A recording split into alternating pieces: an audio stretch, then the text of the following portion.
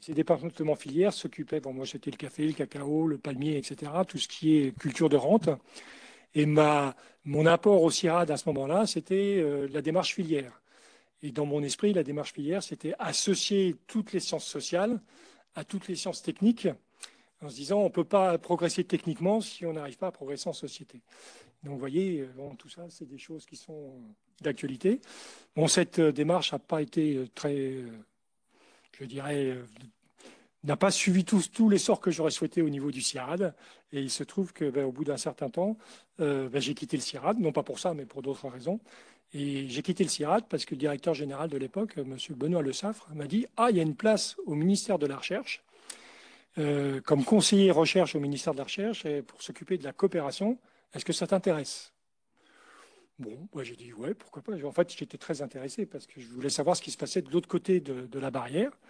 Et je suis rentré comme ça au ministère de la Recherche et en fait, c'était pas le ministère de la Recherche, c'était le ministère de l'Éducation. Et on en parlera après, mais il y avait vraiment à cette époque-là une force extrêmement puissante du ministère de l'Éducation sur la recherche et l'enseignement supérieur, qui faisait qu'il y avait un féodation, notamment d'enseignement supérieur, vis-à-vis de l'éducation, qui tenait tous les aspects internationaux. La recherche et l'enseignement supérieur se limitant juste à quelques actions internationales. Et donc c'était la DRIC à l'époque qui s'occupait de ça, la direction aux relations internationales. Et donc j'ai intégré la DRIC. Et là, on était déjà, c'était un peu plus tard, c'était en 2003, on était déjà à Rio plus 10. Donc, qu'est-ce qui s'était passé avec le développement durable? Et de manière assez surprenante, et en préparant cet exposé, j'ai repris l'historique. Et en fait, le développement durable, à ce moment-là, a touché la côte française.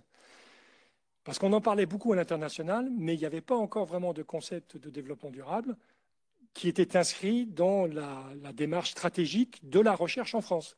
Et c'est à ce moment-là qu'est apparu le mot développement durable dans la recherche française. Et j'ai un très très bon souvenir de là, parce qu'à l'époque, j'étais passé non plus comme conseiller pour la recherche à l'ADRIC, mais j'étais passé par un concours de circonstances que je n'expliquerai pas, mais aux statistiques, j'étais sous-directeur des statistiques de la recherche et de l'enseignement supérieur. Et mon directeur de l'époque m'a dit, est-ce qu'on peut faire un inventaire des recherches sur le développement durable en France? Et donc, je me suis mis à essayer de travailler sur ce sujet-là.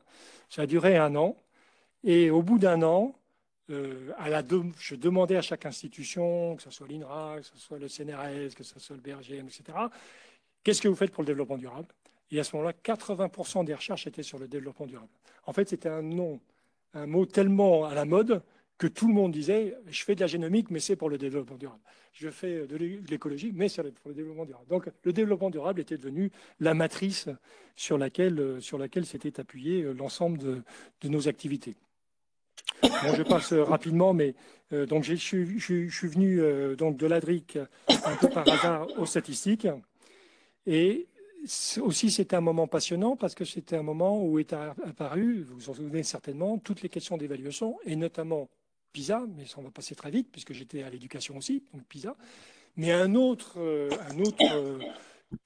mouvement tectonique qui est apparu en France, qui était ARVU, le classement de Shanghai, qu'en 2003, tout le monde a considéré comme étant quelque chose de tout à fait secondaire. Mais à partir de 2005-2006, compte tenu des conséquences de ce classement sur la dynamique enseignement dans le monde, alors là, ça a été le plan Orsec, c'est comment on fait face à ce sujet, donc des classements internationaux, et donc à ce positionnement statistique sur l'enseignement supérieur et la recherche. J'ai beaucoup travaillé sur les classements internationaux en essayant de développer, d'essayer de comprendre quels étaient les fondements théoriques et pratiques de ces classements, et surtout en essayant de voir si nous, on pouvait se positionner par rapport à ces classements en tant que Français. Je peux dire que là-dessus, je reviendrai un petit peu là-dessus, mais dans le même moment, c'est créé l'IHEST. C'est en 2006-2007. Et pareil, j'étais aux statistiques. Et l'idée, c'était de créer quelque chose qui donne un véritable corpus commun de pensée, de réflexion et d'animation dans le domaine de la recherche et de l'enseignement supérieur, enfin surtout de la recherche à l'époque, et donc piloté par Marie-Françoise Chevalier-Le Guyadé, sous l'impulsion aussi du ministre de l'époque, François Goulard, qui était très enthousiaste et qui a beaucoup aidé à la création de l'Institut. Et donc, en fait, j'ai été un peu entraîné dans cette histoire-là. On m'a demandé est-ce que j'ai des noms à proposer pour participer à la première promotion, mais j'ai dit ben moi. Et donc, du coup, j'ai fait participer à la première promotion de l'IHEST, qui a été, alors, j'ai d'autres témoins ici qui ont participé à cette période, qui était assez, voilà, aventureuse à l'époque. Mais enfin, bon, je crois que cette réunion en témoigne aujourd'hui. Ça a quand même été un succès et c'est toujours un succès aujourd'hui. Et j'espère que ça va continuer encore longtemps. Et en tout cas, c'est un institut qui est fort utile. Voilà, donc après, il se trouve que j'ai quitté le ministère pour des raisons qui sont reprises un petit peu dans cet ouvrage après, mais dans d'autres circonstances. J'étais donc responsable des statistiques de la recherche et de l'enseignement supérieur à une époque de transformation profonde de la recherche et de l'enseignement supérieur, et notamment la vraie création du ministère de la Recherche et de l'Enseignement supérieur, avec la création de 2 directions générales, parce que jusqu'à ce moment-là, ça n'existait pas. Il y avait une direction de l'enseignement supérieur, une direction de la recherche, une direction de la technologie.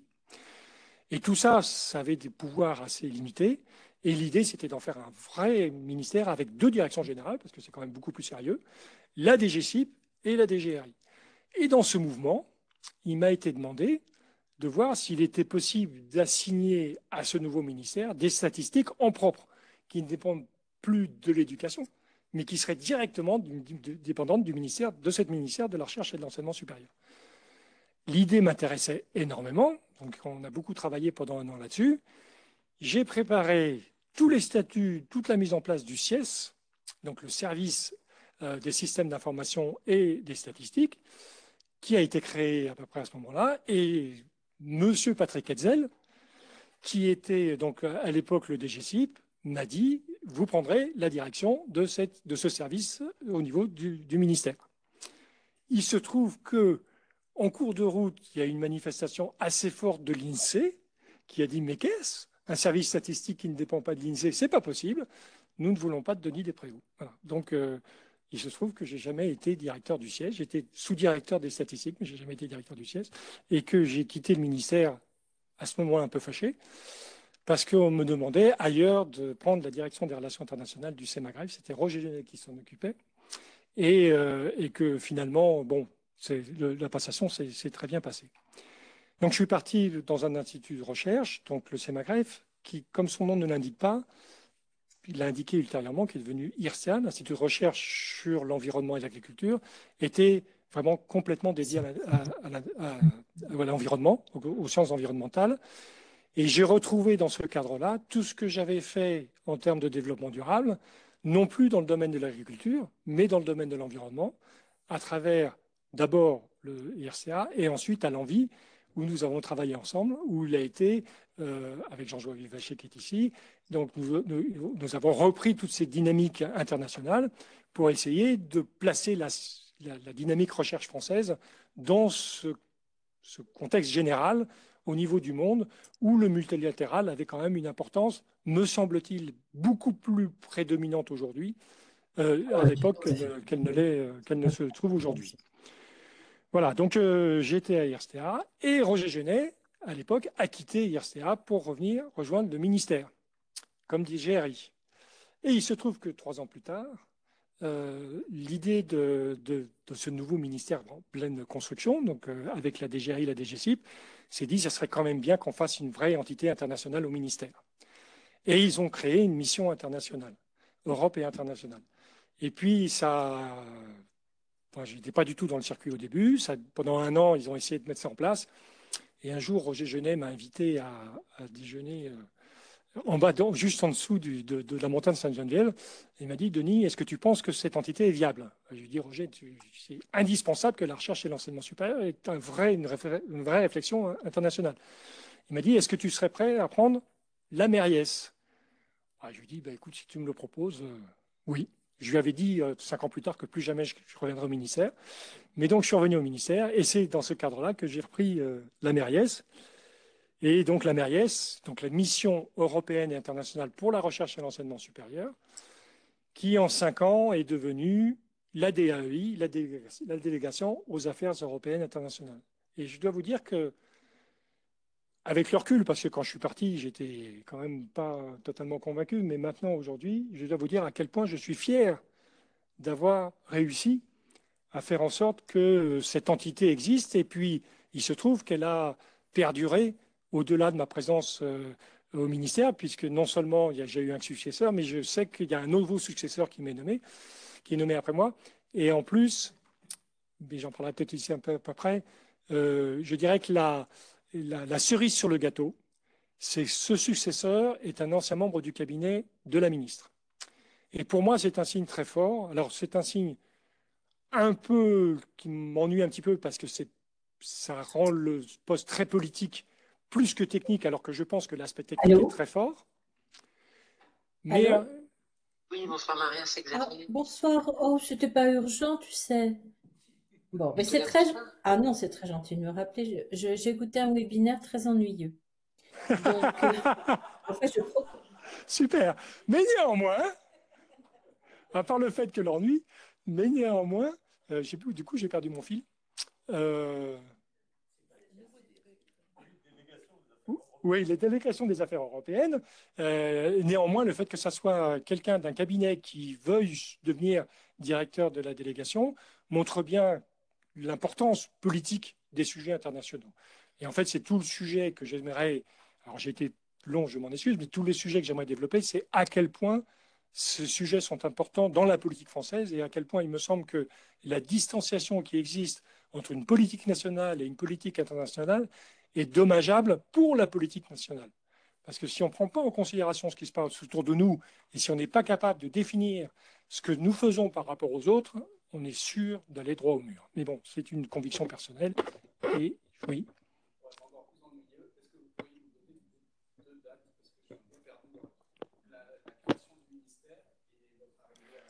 Alors la création du ministère, je ne donnerai pas de date précise parce qu'elle s'est faite par étapes. Vous savez, on est passé d'un ministère. Au début, c'était en 80, quand j'ai été recruté ici, c'était la DGRST.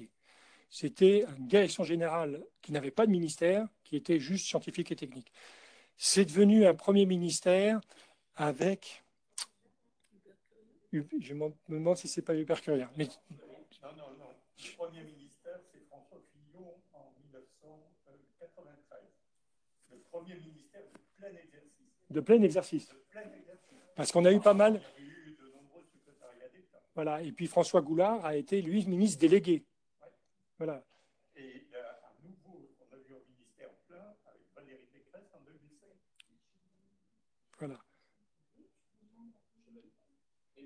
Chevènement. Chevènement était ministre de la Recherche. Que de la recherche. Ah non, ah non, non, non, non, surtout pas. Oui. Curien, c'était recherche et technologie. Donc ça s'est vraiment passé par étapes successives et le résultat aujourd'hui, et puis il y a eu des revirements. C'est-à-dire qu'on a eu des ministres de plein exercice qui se sont transformés par la suite en secrétaire d'État ou en ministre délégué. Donc, sous Hollande. Ben, sous Hollande, c'était ministre. Voilà, et en Najat était éducation et avec Thierry Mandon, secrétaire d'État. Voilà. Bon,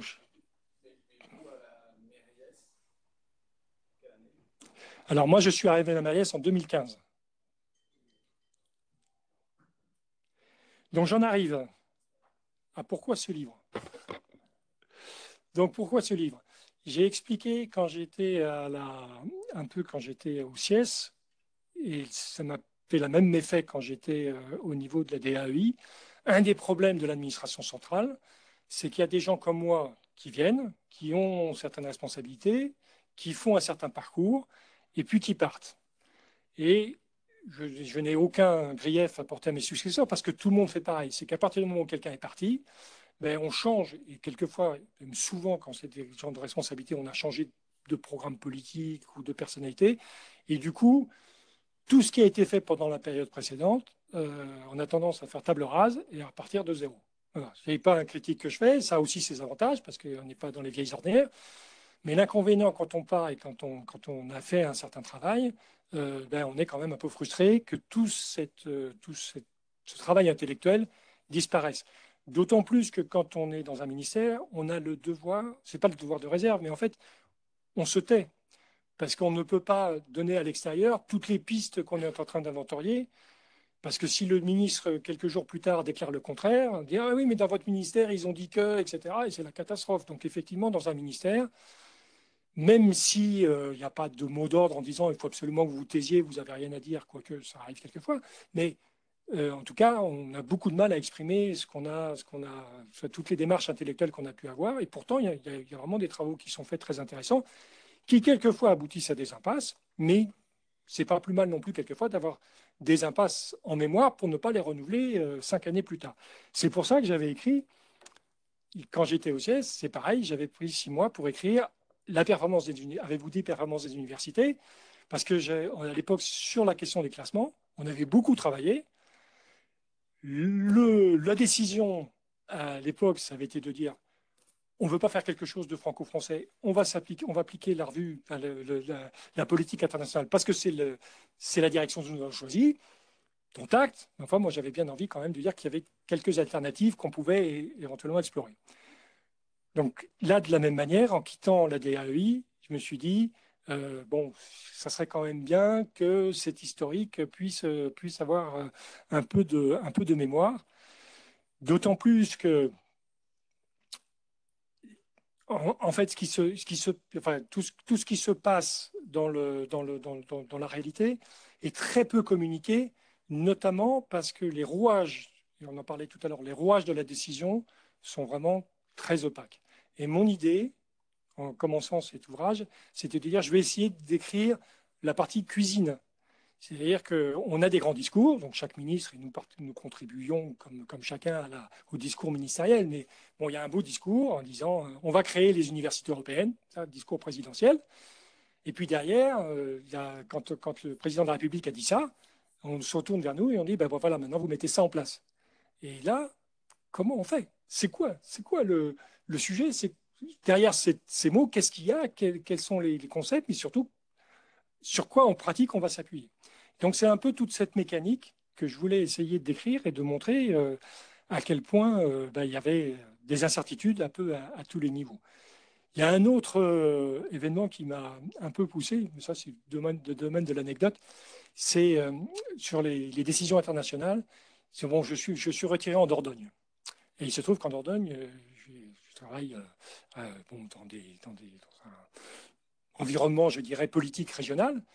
Et je me suis rendu compte à quel point il y avait une ignorance crasse, mais crasse, c'est le mot est négatif, pas ce que je veux dire, mais une ignorance forte de comment ça se passe quelque part là-haut.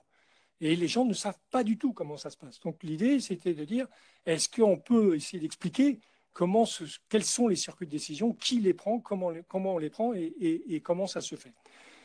Puis le dernier truc, c'est au niveau de mes propres enfants, c'était de dire, en fait, ils ne savaient pas trop ce que je faisais, donc ça m'a permis de mettre noir sur blanc. Alors, je ne sais pas si j'ai été très explicite, mais en tout cas de mettre noir sur blanc ce que j'avais fait pendant les 5 dernières années. Donc ça, c'est le pourquoi du livre. Maintenant, qu'est-ce qu'il y a dans ce livre? Donc le livre, j'ai 3 parties. Comme j'avais pris quelque chose, enfin, l'idée de l'alternance avec Emmanuel Macron, elle était basée sur un existant. Et je voulais que le lecteur comprenne qu'est-ce qui avait été la matrice existante sur laquelle s'était forgé ce travail sous l'ère d'Emmanuel Macron. Et donc, il m'a fallu expliquer quels étaient nos chantiers et quelles étaient notre masse de travail. En plus, j'avais une idée derrière la tête, c'était de montrer la masse d'actions qui étaient couvertes par l'Europe et l'international, leur force sur les actions nationales et je dirais le nombre de compétences nécessaires pour pouvoir appréhender ces dossiers et essayer d'en faire un mouvement, enfin au moins une proposition de mouvement politique. Et ça, je dirais que dans le monde de la recherche et de l'enseignement supérieur, souvent c'est mal perçu. C'est-à-dire que on se dit, ben moi j'étais à l'international, donc je sais ce que c'est. Mais bon, je vais raconter une anecdote. C'est Patrick Nedelec qui a pris ma succession, qui était directeur international de relations internationales du CNRS, donc pas quelqu'un qui était depuis plusieurs années. Une semaine avant avoir pris mon poste, il m'a dit, mais Denis, comment tu faisais? Et je lui ai dit, eh ben, Patrick, je déléguais.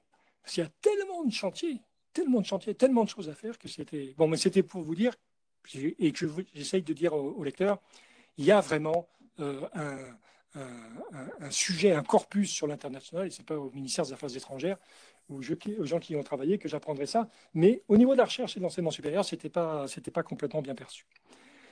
Après, bon, l'autre sujet que je voulais évoquer, et qui sera important pour la suite, c'est la question du programme. Souvent, quand on arrive dans une nouvelle situation politique, devant nous, on a une forme de programme. C'est-à-dire que les politiciens, en général, ils ont conçu un programme. Quand Emmanuel Macron est arrivé, je ne veux rien vous apprendre, mais quand il est arrivé président de la République, il n'y avait pas vraiment de programme. Donc, en général, les politiques se réfèrent à ces programmes. Et nous, dans l'administration centrale, on se réfère à ces programmes en se disant, ben, on va essayer de faire en sorte de leur proposer des choses qui rentrent dans les lignes. Mais là, aujourd'hui, même encore aujourd'hui, c'est quoi le programme? Et donc, c'était très compliqué pour nous. Donc, je voulais faire ressortir ça. Le deuxième aspect que je voulais faire ressortir, c'était comment se passait la dynamique interne d'un ministère. Et notre ministère en particulier, qui est un ministère très particulier, dans la mesure où dans ce ministère de la recherche et de l'enseignement supérieur, donc nouvellement créé en réalité, c'est un ministère dans lequel il n'y a pas de corps de fonctionnaires ministériels. Il y a des corps de fonctionnaires de l'enseignement supérieur, il y a des corps de fonctionnaires de la recherche, il y a des corps de fonctionnaires de l'administration, mais ces gens-là n'ont pas de culture commune. Et leur principe, c'est de travailler ensemble. Et donc, forcément, quand on demande à des chercheurs de travailler avec des enseignants, vous connaissez tous ce sujet, quelquefois, ça se passe très très bien la plupart du temps, mais les points de vue ne sont pas toujours exactement les mêmes. Et quand vous mettez un administratif en plus, les points de vue ne sont pas forcément les mêmes non plus. Donc je voulais montrer un peu toutes ces dynamiques, comment les choses se créaient, comment les choses s'agençaient les unes par rapport aux autres avec les tiraillements et les accords finalement qu'il était indispensable de trouver. Avec un petit aparté sur qu'est-ce que peut être le sentiment personnel d'un membre de cette administration que j'étais, venant de la recherche, dans cet environnement qui n'était pas hyper facile parce que c'était quand même quelque chose de très difficile à manier et en même temps qui était très attractif parce que on a l'impression quand même si c'est très difficile, de participer quelque part à la décision politique. Donc en même temps, on a très envie de partir et en même temps, on a très envie de rester. Et quand j'ai dit ça, c'est vraiment, je pense que c'est vrai pour la majorité des gens qui travaillent, au moins les détachés comme moi, enseignement supérieur recherche, dans l'administration centrale. Donc je voulais montrer un peu ces dilemmes. Et puis après, donc sur la période, le troisième chapitre sur la période macronienne, ça a été, un mot que quelqu'un a utilisé tout à l'heure, une période un peu déceptive, parce que c'est une période dans laquelle il y a eu énormément de très belles ambitions qui ont été affichées. Et en réalité, dans la pratique de ce qui a été fait, disons que ça n'a pas totalement suivi pour différentes raisons, notamment au ministère de la Recherche et de l'Enseignement supérieur, où, disons, l'ambition européenne internationale n'a pas été prise au niveau où elle aurait dû être, ni par le cabinet, ni par la ministre, je dois le dire, ni même peut-être par les directeurs généraux. Enfin bon, il n'y a pas de nom dans mon livre, mais je ne tiens pas à accuser personne. C'était une ambiance générale. Voilà, et je conclus quand même sur des perspectives. Alors, les perspectives, c'est de faire rentrer l'international dans la dimension nationale, donc vraiment d'attacher les sujets internationaux comme ligne directrice, une des lignes directrices du national, et puis d'essayer de se fixer, plutôt que de réfléchir à une stratégie qui serait la somme de ce qui se fait déjà. Je dis ça parce que, arrivé au ministère, il y avait 2 démarches stratégiques qui m'avaient précédé. 10 ans avant, 3 ans avant, j'en étais finissante quand je suis arrivé, dont le principe était de dire on va réunir tout ce que veulent les acteurs, on va concaténer tout ça, et le résultat, c'est une stratégie. Ben non, le résultat, c'est l'existant. Ce n'est pas une stratégie. La stratégie, c'est quand on se fixe un point B, on ne sait même pas forcément où on est au point A, on se fixe un point B, et on se dit, voilà ce que devrait être la France, enseignement supérieur et recherche, dans 10 ans, dans 5 ans, dans, je sais pas, dans 15 ans. Et après, on réfléchit, comment on fait pour atteindre ce point B? Et ce point B, on l'atteint avec les acteurs, en discutant avec les... D'abord en faisant la stratégie avec les acteurs et en discutant avec les acteurs.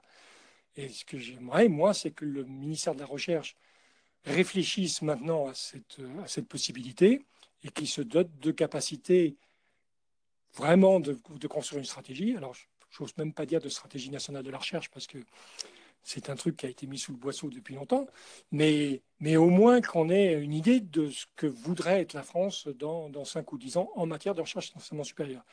Et ça me paraît essentiel parce que jusqu'à présent, ce que j'ai vécu dans cette entité de la DAEI, c'est que nous faisons que subir ce que décident les autres. Parce qu'on n'a pas de proposition. Donc, que ce soit le président, que ce soit le Premier ministre, que ce soit le MAE, pour des raisons totalement légitimes, il y a des ambitions et il y a des lignes politiques qui sont construites. Et nous, ben on dit, qu'est-ce qu'on fait? Et en fait, comme on n'a pas de proposition, eh ben, on suit. Et quelquefois avec bonheur, quelquefois avec moins de bonheur. Voilà. J'espère que je n'étais pas trop ennuyeux. J'espère que je n'ai pas été trop long. Voilà. Ah ben, c'est fait pour ça. Et si vous prenez la parole, merci d'allumer un micro pour que les gens nous entendent à l'autre bout. Sur les statistiques de la recherche en France, il y avait l'OST quand même. Donc, tu n'as pas parlé de l'OST, qui était quand même l'observatoire qui regroupait toutes les statistiques concernant la recherche française. Alors, c'était une très bonne remarque, parce que là, on est dans les vicissitudes de l'administration centrale. C'est que l'OST était totalement indépendant de l'administration centrale. Si bien que le CIES n'avait pas, alors, je vais rentrer dans les détails, mais n'avait pas les données de base de l'OST, mais devait construire les outils d'aide à la décision pour le ministre. Donc on avait des relations très étroites avec l'OST, mais aussi très concurrentielles, parce qu'on n'avait pas accès aux données. De la même manière, nous n'avions pas accès aux données des statistiques publiques, c'est-à-dire de l'INSEE, qui ne voulait pas nous donner accès aux données, parce que c'était des statistiques publiques et que les statisticiens non publics, les gens qui n'étaient pas INSEE ne pouvaient pas avoir accès à ces données. Mais par contre, on devait construire ces données. Et ce que nous faisions, nous, c'est que nous faisions l'état de l'enseignement, l'état du sup et de la recherche. Je ne sais pas si tu te rappelles, mais il y avait un bouquin avec 25 indicateurs, qui existe toujours, je ne sais pas, que nous publions tous les ans, qui reprenait l'ensemble des sujets. Le seul sujet que nous avons construit, sur lequel on avait une main quasiment complète, c'était le sujet de l'époque, c'était l'insertion professionnelle, où là, on a construit quasiment tout à partir du CIES. On travaillait de manière très concertée et très étroite avec Ghislaine Filiatro à l'époque. Et voilà. Rémi Barré, mais c'était avant.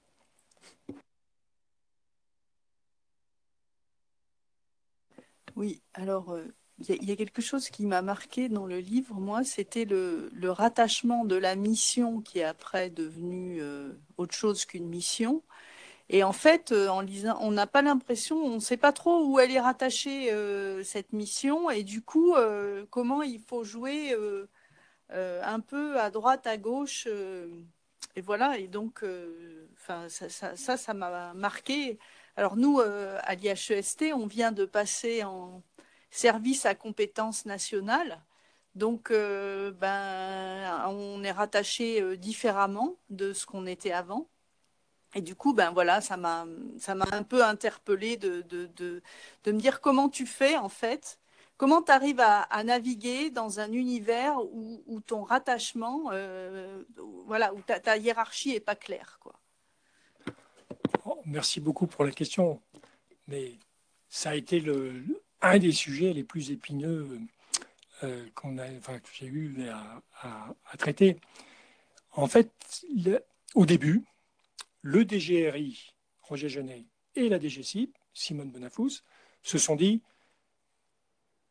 il faut absolument que nous ayons notre propre entité sur l'international, parce qu'on n'arrive pas à émettre un avis, et à chaque fois, que ce soit les organismes, que ce soit les universités, ou que ce soit les autres ministères, ils décident pour nous.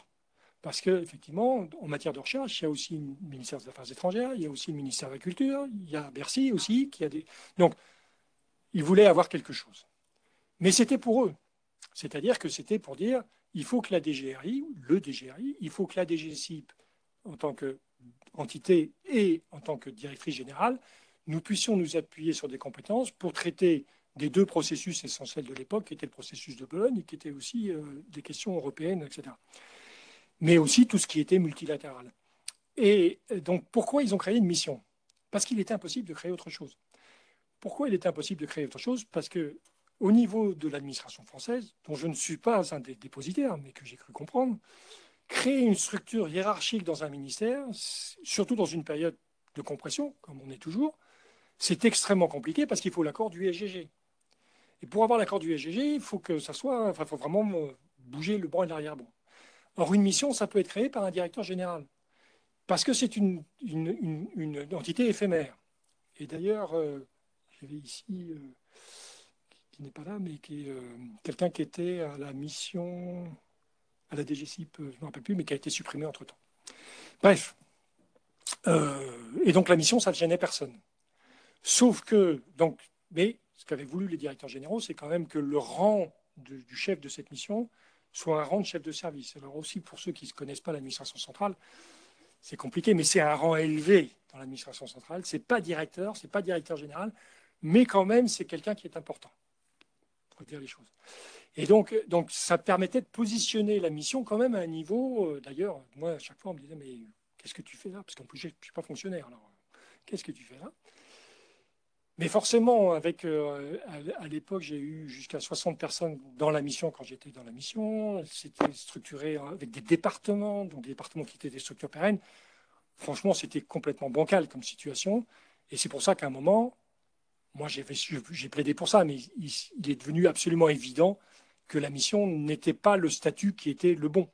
Ce n'était pas possible, parce que c'était vraiment une structure qui avait beaucoup plus de poids qu'une mission temporaire qui devait naviguer dans l'administration centrale. Et du coup, la question, c'était qu'est-ce qu'on fait de cette mission? Et là aussi, c'est très subtil. Ça a duré 6 mois. Hein. C'est 6 mois. Et au bout de 6 mois, il y en a un, je ne dirai pas son nom, mais je vois qui c'est, qui a dit, mais pourquoi on n'en fait pas une délégation? Alors pourquoi délégation? Parce qu'une délégation, ce n'est pas une direction, ce n'est pas un service, encore moins une direction générale, ce n'est pas une structure qui a un vrai corpus d'identification très fort dans l'administration centrale. Donc du coup, c'était beaucoup plus facile de créer une délégation que de créer une direction, de créer un service. C'est pour ça que ça s'est créé une délégation.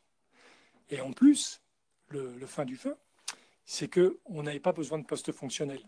Parce que si vous créez un service dans l'administration centrale, il faut un chef de service. Une direction, il faut un directeur. Une direction générale, il faut un directeur général. Et ça, créer un poste de directeur général ou un poste de chef de service, c'est la croix et la bannière. Créer un délégué, ça n'a pas besoin de l'autorisation du Premier ministre, parce qu'un chef de service doit avoir l'autorisation du Premier ministre. Donc voilà, et donc on a créé une délégation. Donc c'est devenu structurellement beaucoup plus important. Mais ça sera totalement formalisé le jour où ça sera un fonctionnaire du ministère, donc le futur, j'espère, ou celui qui est en place, je ne sais pas exactement où on en est de ce stade, qui sera délégué, parce que lui, il sera délégué en titre fonctionnaire, avec le titre de délégué, ce que je n'ai jamais eu, et avec la fonction officielle de délégué. Je ne sais pas si ça répond à ta question. Alors ça, c'est sur le papier, mais il y avait aussi ce que tu expliquais qui n'était pas clair, c'était en fait à tous les niveaux, parce que comme tu allais à l'étranger, parce que les ministres, en fait, à l'administration centrale, ils y allaient pas, donc parfois tu y allais à leur place, enfin, je veux dire, comme c'était très, très interpénétré avec, comme c'est l'étranger, avec les autres ministères. Et du coup, ça jouait aussi dans le fait que ton positionnement était pas clair, quoi. Parce que parfois, tu te substituais à la ministre, mais parfois, c'était un ordre qui venait du président de la République pour trouver dans tel pays, ah oui, tiens, qu'est-ce qu'on va raconter? Tiens, on va voir s'il n'y a pas une petite coopération estudiantine. Enfin, du coup, tu te retrouvais avec enfin, pas mal de choses très floues, quoi. Et c'est ça qui je me suis dit, mais il a réussi à tenir et à naviguer là-dedans, mais voilà, mais c'est pas facile. Enfin, ça me paraissait compliqué. Oui, parce que ce que j'ai effectivement oublié de dire, c'est qu'une fois que cette entité a été créée pour la DGRI et la DGCIP, elle a été saisie immédiatement par le cabinet et sa ministre. En disant, mais c'est nous qui avons besoin de ça. Donc en fait, j'avais 3 donneurs d'ordre, la ministre, enfin, via son cabinet, mais c'était surtout le cabinet d'ailleurs, et puis les 2 directions générales, sachant que déjà les 2 directions générales, elles sont pas tout, enfin, pour ceux qui connaissent un peu, elles ne sont pas toujours totalement en phase, hein, on va dire. Mais bon, avec le cabinet, c'était... Donc, ce que tu dis, c'est moi la solution que j'avais trouvée, enfin, essayé de trouver et qui a marché quand même, c'était de convoquer des réunions que j'essayais de faire mensuelles avec le conseiller diplomatique, quand il y en avait un, avec le DGRI et la DGRI, de façon à ce que, en réunion, on fixe les objectifs de la délégation. Parce qu'évidemment, chaque fois que la ministre, enfin, le cabinet me disait il faudrait faire ça, quand je m'en occupais, le DGRI me disait mais pourquoi tu fais ça? Et puis quand je ne le faisais pas, ou je le faisais, la DGCIP me disait mais pourquoi vous faites ça? Donc voilà. Oui. Mais ça, bon, je pense que c'est. Enfin, je suis content d'avoir marqué parce que je pense que c'est une situation qui est effectivement difficile.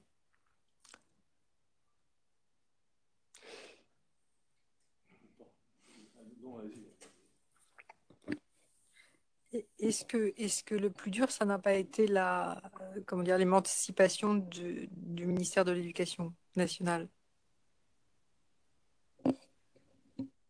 Parce que tu viens de décrire qui sont des dilemmes de coordination. En fait, il y a eu 2 temps. Il y a eu 2 temps. Il y a eu un premier temps de la Mériès, c'est la solidification de la Mériès par rapport à la DRIC. Avec, d'ailleurs, il est parti Jean-François, mais avec 2 rapports d'inspection générale qui se sont posé la question à ce moment-là, en disant est-ce que le ministère de la Recherche a besoin vraiment d'une structure internationale? Et j'étais super content le jour où les 2 rapports ont dit oui. Et qu'on a dit officiellement, on sépare la partie éducation nationale, DRIC, de la partie Mériès, qui allait devenir la DAI, qui était l'enseignement supérieur et la recherche. Là, on est en 2000, je dirais, 17. 2017. J'étais arrivé depuis 2 ans. Oui, c'est au moment. En fait, quand Emmanuel Macron a été élu, il avait été décidé de créer la DAI. Donc, les 2 rapports d'inspection générale devaient avoir lieu en 2016. Et la décision de créer une structure propre au ministère de la Recherche s'est faite à l'interface. Mon problème, c'est que ça s'est passé au moment de cette interface-là. Et donc, il a fallu convaincre les nouveaux arrivants de la pertinence de la décision qui avait été prise par les anciens. Et en particulier en matière de personnes. Parce qu'évidemment, quand il y a une alternance, il y a une possibilité de changer de personne. Donc, on a plutôt tendance à avoir envie d'avoir des nouveaux arrivants que de se taper les anciens qui ont tout un historique. Donc, c'était la 2e étape. Mais la première étape, ça a été 2 ans. Et ça a été un peu compliqué. Je dirais que ça a été douloureux surtout, enfin, je ne pourrais pas présenter ça, mais parce que moi-même, j'ai fait partie de la DRIC.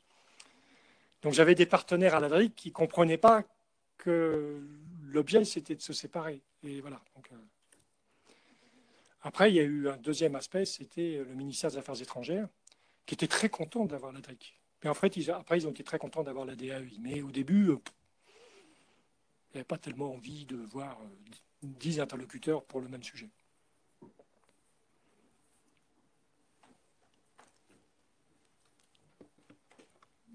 Pour venir un petit peu à la situation actuelle, en parlant de stratégie, il y a aussi au ministère la SSRI, et qui, dans chacun de ces secteurs, cherche aussi à avoir un chargé de mission internationale. Je le suis au secteur A1, et par exemple, on m'a confié la CRAI, qui est la commission de la recherche agricole à l'international, et j'ai aucune relation avec la DAI à ce niveau-là. Ou bien le programme Prima en Méditerranée. Et donc la DEAI va au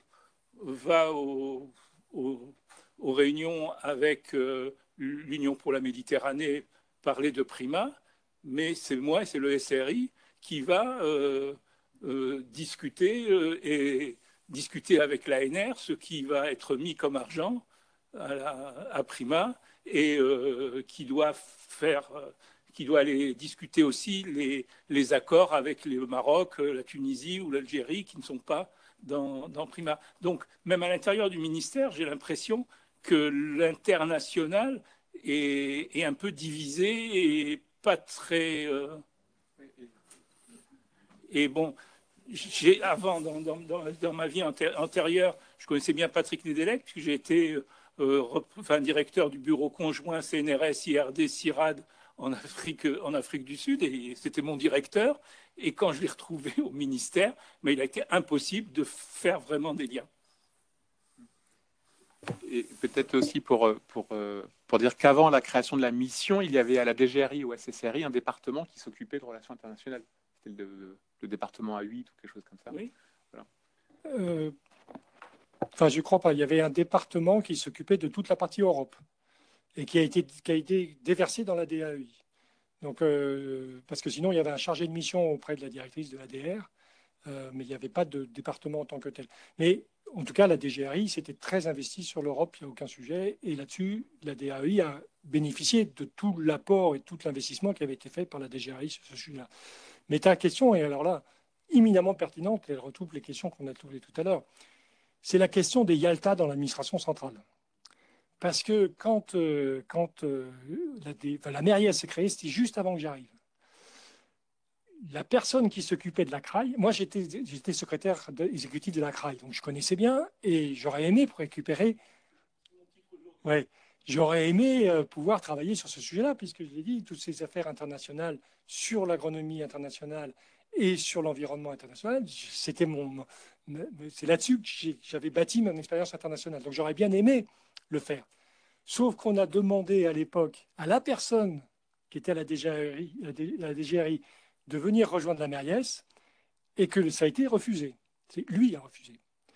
Donc du coup, il a gardé son portefeuille et moi, je le connaissais très bien, je ne vais pas citer son nom, mais j'avais plutôt des bonnes relations avec lui, mais malgré les tentatives d'essayer de travailler en commun, et je ne dis pas que tu ne fais pas aujourd'hui la même chose, c'est très bien, pour moi c'était Yalta. Je ne pouvais pas, c'était... Voilà. Donc par contre, je suis absolument convaincu, et je l'ai dit 10 000 fois, c'est qu'il était absolument indispensable qu'il y ait concertation entre les équipes du SSRI, la stratégie nationale, avec l'international, et c'est incroyable, encore aujourd'hui.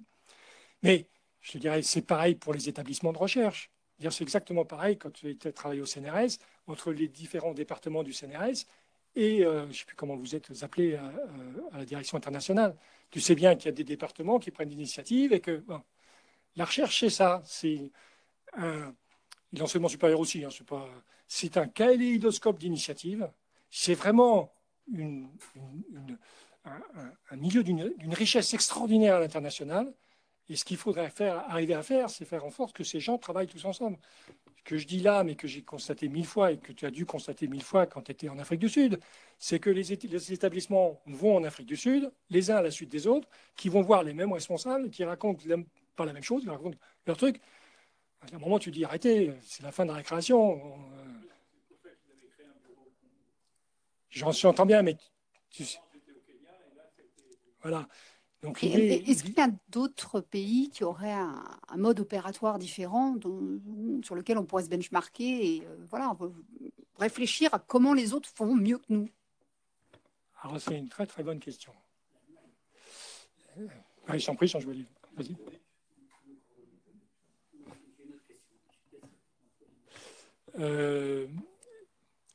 C'est vraiment profond. Enfin, je pense que l'image globale est là, et je pense que les acteurs ont quelque part cette image, en disant ça serait bien qu'on soit tous coordonnés et fédérés. Mais là, dans l'international, on tombe assez rapidement dans le précaré décisionnel un peu arbitraire de chacun des parties, y compris du chercheur lui-même, qui a envie, ou de l'enseignant lui-même, qui a une relation avec, je ne sais pas, quel professeur demain à je ne sais pas quel endroit, et qui dira moi, de toute façon, ils peuvent dire ce qu'ils veulent. Moi, j'irai. Et donc, ce qu'il faut arriver, c'est, s'il faudrait arriver à faire, et je pense que c'est possible, parce que pour l'avoir fait pour d'autres sujets, c'est possible au ministère, c'est de faire en sorte, ne serait-ce qu'une seule chose, c'est que tout le monde se parle. Et que les gens sachent ce que font les uns les autres. Parce que les universités ne savent pas ce que font les autres universités, comme les centres de recherche sont un peu mieux maintenant. Mais les centres de recherche ne savent pas ce qu'ils font les uns les autres, voire ils s'évitent. Quand ils travaillent tous trois, qui travaillent sur la santé, ils ne tiennent pas tellement à dire que ce qu'ils font sur la santé est concurrentiel avec l'établissement français voisin. Donc, voilà, je dis la santé parce que j'ai des exemples en tête, mais ça peut être n'importe quoi, ça peut être l'agronomie, etc. Donc c'est pour ça qu'il y a beaucoup de travail à faire encore. C'est sur ce sujet-là, là où on voit vraiment la désorganisation de la France par rapport à l'international et par rapport au rapport national-international, c'est dans les relations avec Bruxelles. C'est la préparation des programmes cadres de Bruxelles et la façon dont la France fait son lobby pour que dans le programme cadre, il y ait les mots-clés qui permettent aux laboratoires français de récupérer l'argent parce que le mot-clé est là.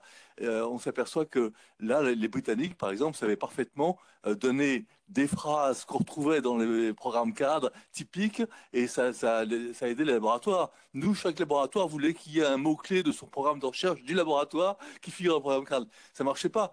Et là, les rapports avec les ministères, c'était désastreux parce que à tel point qu'au CNRS, on a créé à Bruxelles un club des organismes de recherche associés qui avait pratiquement pas de rapport avec leurs représentants permanents, le RP à Bruxelles. On se parlait pratiquement pas. Moi, j'étais président de ce CLORA, de ce club associé. On se parlait entre organismes de recherche, mais le RP, il avait ses ordres directs du ministère français. Et donc, tout ça, c'était totalement dommageable pour l'articulation et la récupération auprès des programmes cadres. Alors, je suis totalement d'accord avec ce que tu viens de dire, à tel point que dans ma vie d'IRSTEA, j'ai beaucoup travaillé à Bruxelles pour influencer les programmes cadres. Et à l'époque, j'avais compris, mais je l'avais dit d'ailleurs dans l'envie, j'ai essayé de faire la même chose, mais ça n'a pas réussi. C'était de dire, si vous arrivez français à Bruxelles et vous dites, vous, français, vous voulez ça à Bruxelles, vous avez 9 chances sur 10 d'échouer. Si vous dites, avec 4 organismes de recherche ou 4 universités européennes ensemble, un Danois, un Allemand, un Grec, un Italien et un Français, on voudrait ça, vous avez 9 chances sur 10 d'arriver. Voilà. Et nous, on avait un club qu'on appelait PEER, c'était Partnership for Environmental Research, qui allait régulièrement à Bruxelles. Et je peux te dire que des mots-clés de l'environnement dans le programme cadre, on en mettait 10 à chaque fois qu'on y allait, parce qu'on allait en tant qu'une entité représentant 8 partenaires européens. Voilà. On ne le disait pas toujours au ministère. Oui. Non, dans ton titre, tu as utilisé le mot diplomatie scientifique. On sait très bien que les relations internationales de la recherche, c'est le monde des siècles, je peux reprendre ça un historien. Mais depuis 15 ans, comme vous le savez tous, ce concept et l'outil de la diplomatie scientifique est très étudié. Il y a beaucoup d'articles, il y a même une revue spéciale. Pierre Bruno connaît ça bien mieux que moi. On parle, on utilise beaucoup, on réfléchit beaucoup sur la diplomatie scientifique dans le monde entier, surtout au Nord. Donc, c'est une stratégie que l'on veut mettre en place, sur lesquelles beaucoup de pays ont fait pas mal d'efforts. Il y en a même des pays où il y a des conseillers scientifiques auprès des chefs d'État, des conseillers scientifiques auprès aussi des ministres des Affaires étrangères. En France, on est un peu en retard là-dessus, mais c'est vraiment tous les ministères, le ministère des Affaires étrangères, le ministère de la Recherche, depuis une dizaine d'années, les institutions de recherche, les universités, tout le monde affiche qu'ils ont envie de travailler, du moins que la diplomatie scientifique est un thème de réflexion pour eux et important. Mais je voudrais savoir si toi, depuis 5 ans, pendant les 5 ans où tu étais au ministère, si véritablement, malgré tous ces discours, toutes ces études qui sont faites, s'il y a vraiment eu un rapprochement, parce que c'est quand même le domaine de la diplomatie, le domaine de la recherche, c'est l'intersection, donc ça concerne principalement les affaires étrangères et le ministère de la Recherche. Si véritablement il y a eu des réunions, des dialogues pour faire avancer des stratégies communes. Ça n'existait pas au ministère, mais peut-être si depuis ces dernières années, on sent vraiment au moins un frémissement. Alors, à ta réponse, oui et non. À ta réponse, oui, notamment entre le ministère des Affaires étrangères et le ministère de la Recherche. Et dans le cadre du ministère des Affaires étrangères, il y avait la DGM, je ne sais pas s'il y a toujours la DGM aujourd'hui, avec une sous-direction pour la recherche et l'enseignement supérieur. Et là, on travaillait quotidiennement avec eux. Sachant que la partie DGM était beaucoup plus difficile à intégrer, enfin, ces opinions étaient beaucoup plus difficiles à intégrer dans la politique internationale du ministère des Affaires étrangères que nous vis-à-vis du ministère de la Recherche. Pourquoi? Parce que ceux qui avaient le poids le plus important, et là je parle aux spécialistes, le plus important au ministère des Affaires étrangères, c'est les directions politiques. Et les directions politiques ne s'adressent pas à la DGM. Et puis l'autre entité qui a le plus d'importance pour les décisions, c'est les ambassades. Et comme tu le sais, les ambassades, voilà, dépendent de ce qu'a envie de penser l'ambassadeur. Et on avait beaucoup plus de difficultés à avoir un point commun sur la politique des affaires étrangères avec les trois entités que nous. Et nous, avec la DGM, ça fonctionnait très bien. Après, de toute façon, ces 3 dernières années, enfin, en tout cas les 3 dernières années où j'ai exercé, de toute façon, les décisions, c'était pas au Quai d'Orsay, c'était pas à la montagne Sainte-Geneviève, c'était à l'Élysée. Donc, quand on dit il y aura des universités européennes, on est tous les deux atterris. Alors, les deux grands sujets qui étaient, c'était l'UFTAM et puis le franco-sénégalais. Je peux rappeler, l'UFTAM, c'est l'université franco-méditerranéenne pour l'Afrique et la Méditerranée. Donc en Tunisie. C'est un discours d'Emmanuel Macron qui a dit il y aura l'UFTAM et il y aura le campus franco-sénégalais. Ni la DGM ni nous n'étions au courant. Donc après, on nous a convoqués, je le marque là-dedans, on nous a convoqués à l'Élysée, on nous a dit, on nous a pas dit, non, on nous a pas dit qu'est-ce que vous en pensez. On nous a dit, le président a dit, il faut réaliser. Voilà. Donc moi, j'appelle pas ça de la stratégie. Voilà, ça, c'est de la réaction. Alors, que l'Élysée ait des initiatives, bien sûr, c'est très très bien. Mais par contre, dire qu'il faille de la part des ministères mieux se concerter pour avoir des stratégies, tant qu'on est dans un système extrêmement pyramidal comme ça.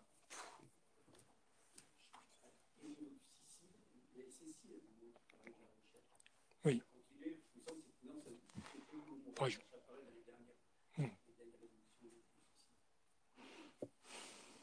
J'ai...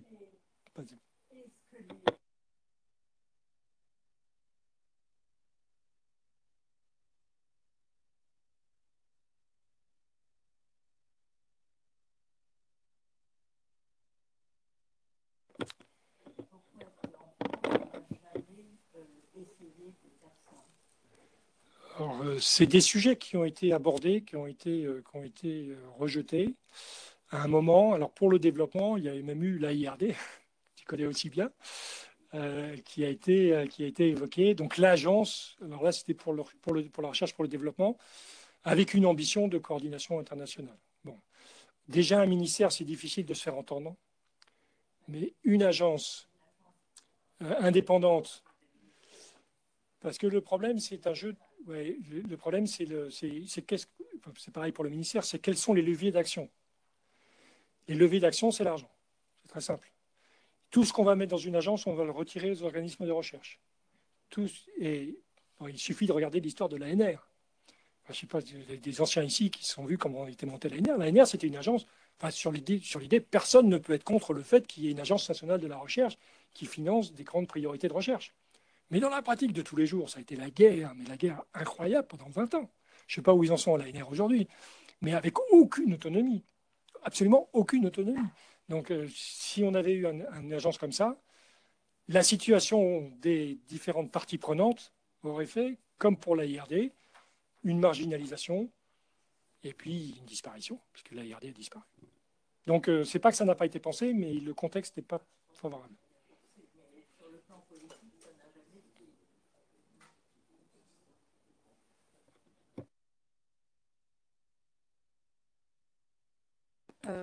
Finalement, la diplomatie économique s'est imposée pour les diplomates et je pense qu'au travers des conseillers régionaux dans les ambassades et au travers de Business France, déjà il fallait faire travailler ensemble, ça s'est imposé.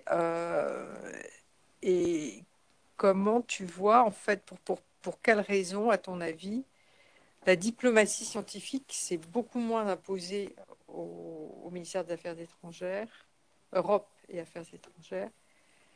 Voilà, j'ai évidemment quelques idées sur la question, mais ça m'intéresserait d'avoir ton avis. D'autant que là, il y a quand même des sujets qui sont des sujets liés, par exemple, à l'innovation, qui articulent la diplomatie scientifique et la diplomatie économique, et des sujets qui sont liés à la sécurité et à l'industrie de la sécurité, jusqu'à l'IA, qui articulent aussi les questions économiques, de défense ou de sécurité et scientifiques.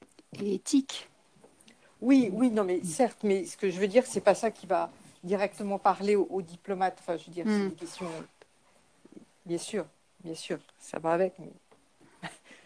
Complément de commentaire sur ce point-là, c'est que finalement, dans le rapport entre la coopération internationale venant du bas et venant même des organismes, des directions internationales d'organismes, et la coopération internationale pilotée par le ministère des Affaires étrangères, il y a une différence d'objectif. Les affaires étrangères veulent que la coopération scientifique soit au service de la politique de la France, étrangère de la France. Les institutions scientifiques veulent que les affaires étrangères soient au service de la coopération scientifique internationale pour l'intérêt de la science, pas pour l'intérêt de la politique étrangère française. Et j'ai vu beaucoup de clashs entre le ministère des Affaires étrangères et les organismes de recherche, ne serait-ce que sur le choix des projets dans les fameux PICS ou programmes internationaux, les programmes de recherche. Il fallait choisir des projets. La raison de choisir tel projet plutôt que tel autre projet était débattue. Et moi, j'ai entendu des choses absolument aberrantes du ministère des Affaires étrangères qui disaient « Nous, on veut ce projet-là parce que ça permettra à un tel d'apprendre le français ». Alors qu'il y avait en compétition un projet où le scientifique français avait accès à un champ de recherche à l'étranger et des données qu'il ne pouvait pas avoir pour faire sa recherche. Mais les affaires étrangères préféraient qu'on apprenne le français, le côté culturel des relations internationales scientifiques. Donc voilà, c'est un élément de... Pardon, Denis, peut-être en complément, il y a un acteur dont on n'a pas parlé, c'était le CGI, le Commissariat général à l'investissement, qui est devenu le SGPI, le secrétaire général pour l'investissement, où actuellement il y a par exemple un conseiller intelligence artificielle et qui a défini aussi la stratégie internationale des partenariats en intelligence artificielle. Et le SGPI, donc c'est l'autre grand bailleur financier de la recherche. Donc, quelle articulation entre le MESRI et cette entité? 2 minutes. Oui, vous avez 4 heures. Je vais venir sur l'économie, pardon, mais j'en parle pas mal là-dedans. En fait, je pense que la diplomatie scientifique aujourd'hui est essentiellement de racines économiques, au sens économique au sens large. Et en fait, on a complètement endossé alors, c'était vrai pour le gouvernement précédent, comme tu l'as dit, il y avait le MESRI, ministère de l'Enseignement supérieur, de la Recherche et de l'Innovation. Et l'idée qui était derrière ça, qui est d'ailleurs l'idée de la Commission européenne, c'est de dire on ne justifie la recherche que parce qu'il y a de l'innovation. Sinon, on ne paye pas la recherche. Donc la recherche qui consiste à dire quelles sont les origines de l'homme, etc., bon, c'est très sympa, ils sont très sympas, mais on va vraiment faire une stratégie de façon à ce que l'Europe, que ce soit la France, soit un acteur économique mondial. Et du coup, toute la stratégie qui est pilotée au niveau du Premier ministre ou au niveau du président a quand même une grosse racine de type économique. Le plus gros projet, en tout cas quand j'étais en exercice, qui a vu le jour, c'est la vente des vins sous-marins.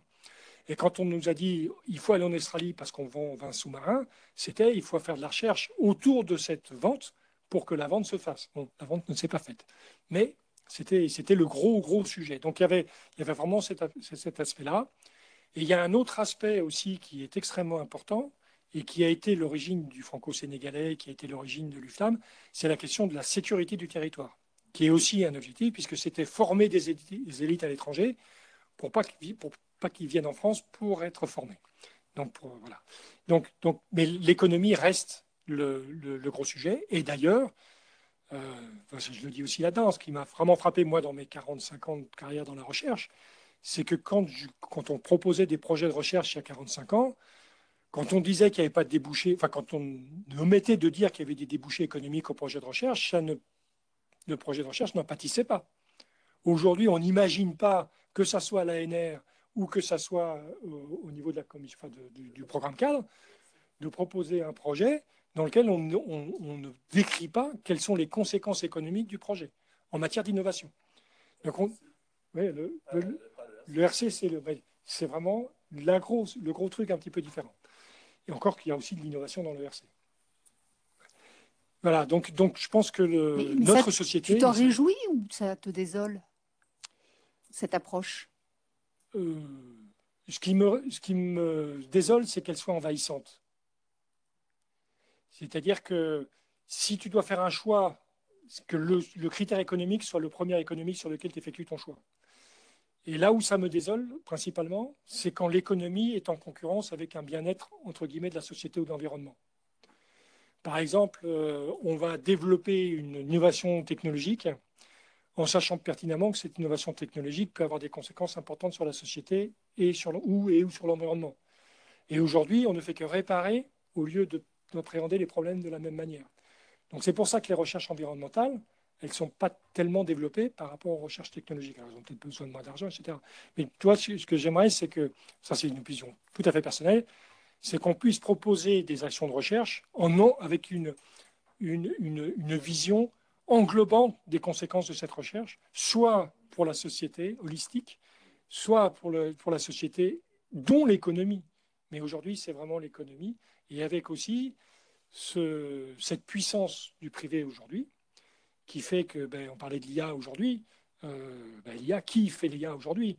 Donc nous, on essaye de poursuivre derrière, mais ce n'est pas les États qui font l'IA aujourd'hui. Et donc, on est en train de courir derrière. Est-ce que c'est bien? Est-ce que c'est pas bien? Mon opinion, c'est que c'est dangereux. La semaine dernière, il y a eu à l'OCDE un forum sur l'IA avec tous les pays représentés. Et il y avait évidemment ni la Russie ni la Chine, qui sont de loin les plus en avance dans le domaine.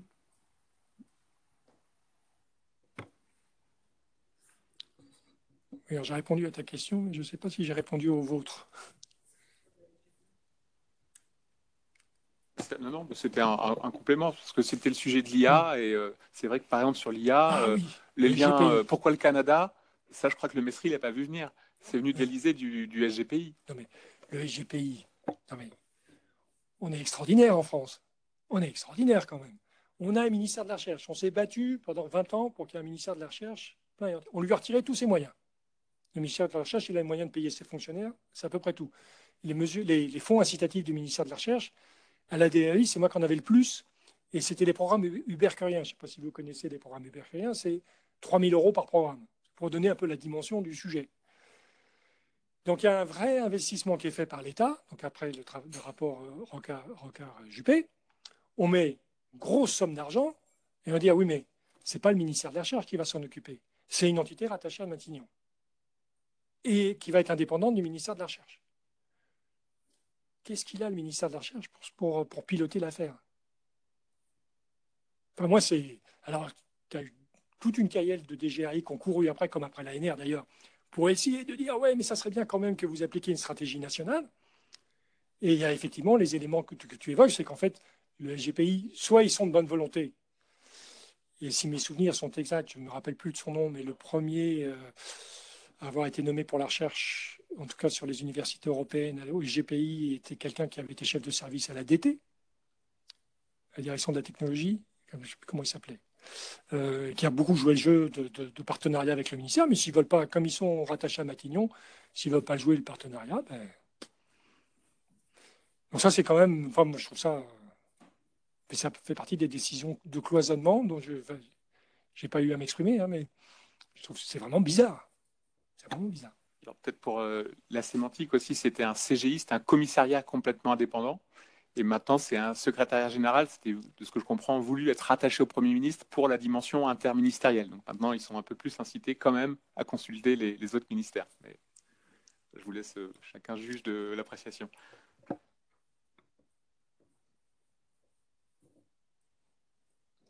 Bon, mais c'est quand même, au niveau de la LOLF, c'est quand même le ministère de la Recherche qui est responsable de la mission recherche et enseignement supérieur. Toujours, enfin je crois. Alors, imaginons que tu sois encore à ce poste. Là arrive le nouveau ministre qui vient d'être nommé. Et alors, est-ce que pour toi, tu verrais une différence par rapport à ce que tu as vécu, tu disais, quand tu es arrivée la première ministre de Macron, où il n'y avait pas de programme, il n'y avait rien. Et donc aujourd'hui, sachant qui vient, est-ce que ça serait aussi flou pour toi ou est-ce que tu aurais des idées? J'ai envie de dire Joker parce que Monsieur le ministre, Monsieur Patrick Hetzel, je le connais puisque j'ai travaillé avec lui. Donc je sais, enfin, il y a 10 ans, hein, donc il a peut-être beaucoup évolué. En tout cas, c'est sûr qu'il a une conception européenne beaucoup plus développée par son parcours politique que n'avait notre ministre précédente, celle d'avant, pas qui vient juste de démissionner, qui, elle, avait vraiment un parcours vraiment très, très limité à l'international. Donc je pense qu'il y aurait d'autres considérations. Après, enfin, je ne suis pas devin ni quoi que ce soit, mais j'ai le sentiment qu'on va beaucoup gérer les affaires courantes au ministère de la Recherche pendant les quelques mois qui vont venir. Je n'ai pas l'impression que ce soit la priorité de l'État. J'ai un sentiment, hein, mais... Oui. Dans la place, du moins de la diplomatie scientifique, on parle beaucoup de l'alliance de la diplomatie et de la recherche sur les grands défis globaux avec le GIEC et avec l'IPBES. Donc, on voit vraiment que là, il y a quand même des actions diplomatiques et des actions aussi menées par les acteurs de la diplomatie et de la recherche. Quand tu étais, comment tu sais gérer ça? C'est vraiment une vraie coordination entre les chercheurs parce que les délégations sont souvent menées par les diplomates. Donc, comment se passe un peu toute cette alliance, toute cette synergie? Oui, il n'y en a pas. Tu fais la question et tu fais la réponse. Ça, c'était un des grands sujets que j'ai essayé, mais c'est pareil, c'est les Yalta sur lesquels je n'ai pas réussi à influer. C'était une meilleure implication du ministère de la Recherche par rapport à ces grandes conventions internationales. Il y avait deux difficultés. C'est d'une part l'intérêt réel du ministère de la Recherche pour être impliqué dans ces conventions, parce que voilà, j'ai du mal à mobiliser les cabinets sur ces sujets-là. Et d'autre part, la volonté aussi des diplomates, mais que je comprends, mais voilà, qui est de se garder un peu ces sujets-là pour eux. Voilà. Donc, à mon avis, ça aussi, je le mets là-dedans, c'est que les relations sont très insuffisantes et que l'investissement du ministère de la Recherche en tant que politique, hein, je ne parle pas au niveau SSA, etc., mais la politique, enfin, la volonté politique du ministère de la Recherche n'est pas suffisante vis-à-vis de ces conventions internationales. Je ne sais pas, à un moment, il y avait Didier Ofshir qui s'occupait de ça. Je ne sais pas si vous vous rappelez de Didier Ofshir. Bon, il n'avait pas... d'abord, il était quand même assez marginal au cabinet, et puis, bon, il n'y avait pas une influence politique démentielle. Donc, il faudrait quelqu'un Mais il faut un ministre pour ça, il faut qu'il y ait quelqu'un qui soit motivé. Voilà, qui se sentent impliqués. Alors, je ne sais pas comment était Mme Retailleau par rapport à ça. J'ai cru comprendre qu'elle était quand même beaucoup plus motivée par l'international que sa prédécessrice. Et voilà, mais il faut vraiment qu'un ministre aille au moulin. Hein.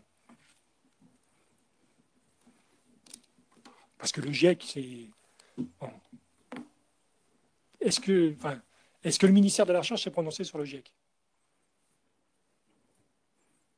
En off ou en on? C'est quand même dommage.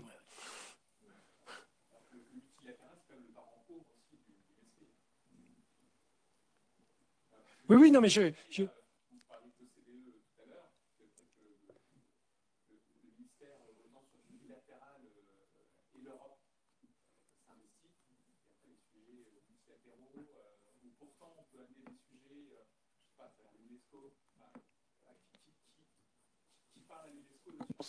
C'est pas le ministère, hein.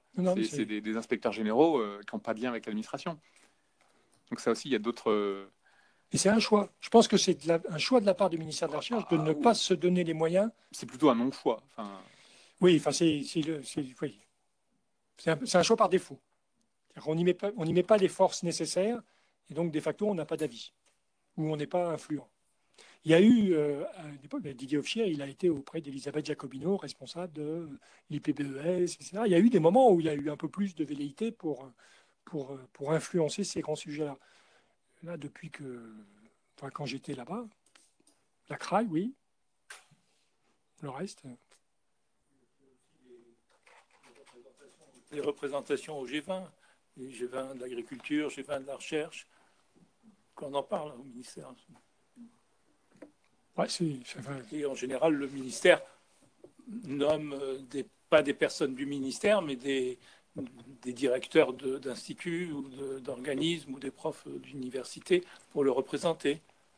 Alors, il y a deux sujets. C'est en fait, G20, G7, pendant 5 ans, c'est moi qui ai représenté le ministère, enfin qui ai représenté la France pendant quasiment 5 ans. Et effectivement, Frédéric Vidal, à un moment, nous dit, mais non, ça ne peut pas être la DRI, mais ça c'est parce que c'était un choix propre. Il dit, ça ne peut être qu'un grand établissement. Ce qui est enfin, pareil, je me suis exprimé à l'époque, pas vis-à-vis de la ministre, mais vis-à-vis de son cabinet, en disant que c'est une erreur fondamentale. Parce qu'on ne peut pas demander à un établissement de recherche ou à une université de représenter la France. Pour 2 raisons. La première raison, c'est que si elle représente la France, c'est qu'elle n'est pas indépendante. Donc vis-à-vis des autres universités et des autres qui, eux, se sentent indépendants par rapport au pouvoir politique, ils ne peuvent pas avoir de poids. Au contraire, on peut leur dire, eux, de toute façon, c'est la voix de son maître. Donc du point de vue de la réflexion sur le positionnement des uns et des autres, c'est un mauvais truc. Et puis, la deuxième chose, c'est que ça crée la zizanie entre les acteurs. Parce que si on envoie un des acteurs, qui soit le CNRS ou qui soit l'INSERM, etc., représenter les autres, ça va commencer en France. Je veux dire, représenter les universités, par exemple. C'est ce qui se passe avec le G20 Max sur l'agriculture. Donc moi, ma position, c'était qu'il fallait que ça soit... Alors moi, si j'y étais, c'était que parce que le DGRI ou la DGCIP ne voulait pas y aller, parce qu'en fait, ils ne voulaient pas y aller. Mais c'était aux directeurs généraux, au moins, et si ce n'est pour moi au mieux la ministre, d'aller représenter la France dans ces différentes instances, de façon à pouvoir prendre la parole. Parce que ce que tu disais tout à l'heure est extrêmement important, c'est que moi, chef de mission, quand je disais je prends la parole pour la France... Mais on te donnait des directives? Ah non, enfin, ça dépendait. Dans ces sujets-là, à 99% des cas, non. J'étais supposé faire de la présence et de rapporter ce qui s'était dit. Mais comme la France n'avait pas de position, enfin le ministère de la Recherche n'avait pas de position, puisqu'il n'arrivait pas à se donner une position, ben, tu ne peux pas t'exprimer puisque tu n'as pas de position. Sur le GIEC, il a fallu que Laurence Tubiana crée l'IDRI pour que sur le développement durable, il y ait un décryptage pour les diplomates qui participaient aux réunions de la COP, etc., par rapport à la recherche académique et aux termes académiques qui parlaient des choses un peu techniques. Et je pense que Laurence Tubiana a fait un bon boulot. Oui, je veux pas. Moi, j'aurais voulu... Moi, je serais intéressé de savoir comment vous avez vécu l'épisode au moment du G7 et du G20 avec le Canada sur l'équivalent du GIEC sur l'IA. Le projet qui s'est monté à ce moment-là et qui est... Il n'est pas, ben, je l'ai mis. Il ne marche pas. Bon, j'étais un peu loin. Non, c'est... Oui, Joker, je peux pas. Enfin,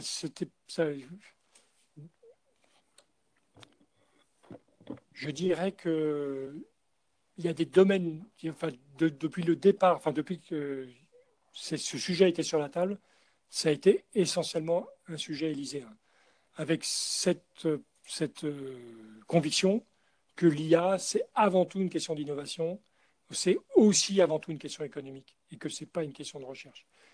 Je ne pense pas que la recherche soit impliquée à ce qu'elle devrait, au niveau qu'elle devrait être dans tous ces processus-là. Et je pense qu'elle ne s'est pas dotée, je suis très critique quand je dis ça, mais elle ne s'est pas dotée des moyens non plus pour le faire. Donc, voilà, c'est passé.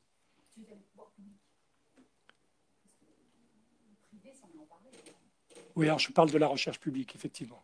La recherche en tant qu'institution recherche ministérielle. Oui, bien sûr, le privé s'en emparer, bien sûr.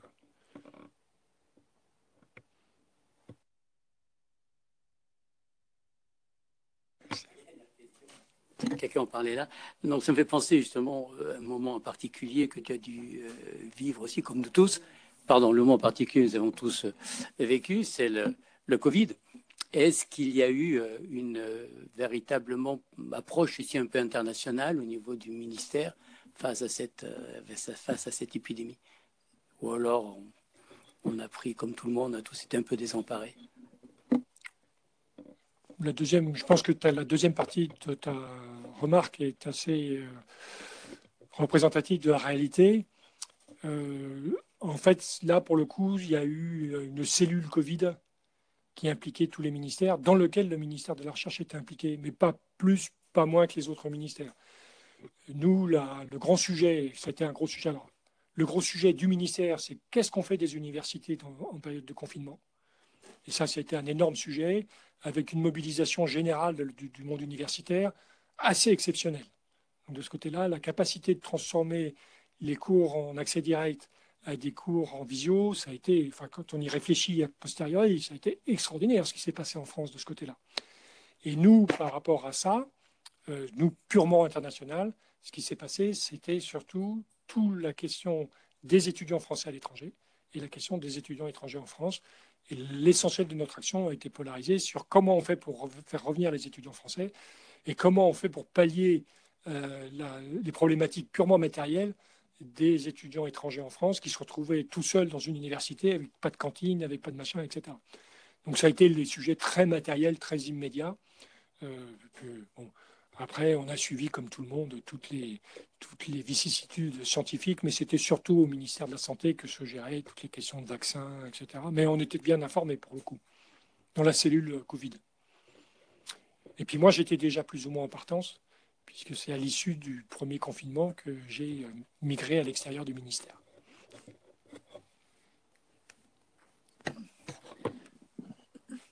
À terme, quel intérêt de maintenir une même structure pour les affaires européennes et les affaires internationales?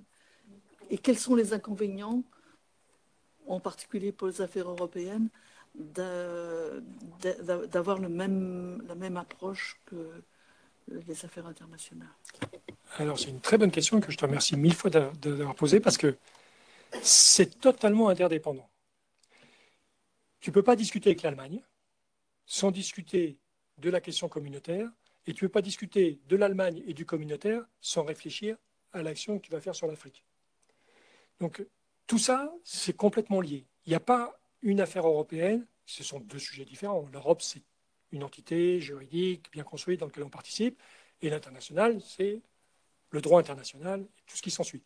Mais tu ne peux pas discuter de l'un sans l'autre. Et d'ailleurs, dans la délégation, il y avait les chargés de mission géographiques, dont des chargés de mission géographiques européens, et les chargés de mission programme cadre, qui s'occupaient de tout ce qui était programme cadre. Mais si tu n'intègres pas dans la réflexion ce que tu fais en bilatéral avec l'Allemagne, ce que tu fais en bilatéral avec les Anglais à l'époque, maintenant c'est un peu différent, que tu fais même en bilatéral avec les États-Unis, et ce que tu fais en multilatéral au niveau européen, si tu n'intègres pas cette dimension globale, tu perds une partie de l'information. C'est extrêmement important. Donc, bien l'Europe, enfin moi, mon position, l'Europe et l'international, ce sont deux choses différentes. L'Europe, c'est une entité dans laquelle on est partie prenante en tant que membre dans une configuration extrêmement, j'allais dire rigide, c'est pas rigide, mais très consolidée par rapport aux devoirs, aux obligations et aux droits et aux possibilités, beaucoup plus que l'international, mais tu ne peux pas discuter de l'un sans l'autre. Donc pour moi, c'est très important que les deux soient associés. Je sais pas si... Et tu ne peux pas avoir le même degré de transparence. Avec les partenaires européens, ce sont des alliés, on travaille ensemble, etc. Tous les projets Erasmus ou les étudiants à l'international, les enjeux sont quand même très différents. Diplomatie et transparence. Vous avez 4 heures. Oui et non. Parce qu'on a des alliés qui ne sont pas européens et avec lesquels on a des vraies alliances. Le Canada, par exemple, avec lequel on a des vraies alliances qui parfois dépassent les alliances qu'on peut avoir même au sein de l'Union européenne. Je crois que là, la grosse différence, c'est que la grosse différence, c'est le cadre juridique dans lequel on s'inscrit. Et le cadre financier qui dépend du cadre juridique, qui fait qu'il y a des financements européens qui permettent de collaborer sur des actions précises qu'on fait tous ensemble. Ça, il n'y a aucun autre pays avec lequel on le fait de manière aussi dense et même cette alliance est la plus puissante au monde en termes de financement de la recherche. Maintenant, il y a des choses qu'on dit avec l'Allemagne, il y a des choses qu'on dit moins, il y a des choses qu'on disait avec les Britanniques et qu'on disait moins. Et voilà, donc tout n'est pas... le monde des diplomates n'est pas le monde des bisounours. peut peut-être résumer ça en disant qu'en Europe, on cherche à ce que la coopération soit plus forte que la compétition, alors qu'avec les États-Unis ou la Chine, on cherche à le contraire. On accepte le contraire, en tout cas. Mais c'est une très bonne question. Moi, je suis persuadé qu'il faut renforcer les liens d'alliance au niveau de l'Union européenne, beaucoup plus qu'ils ne sont aujourd'hui.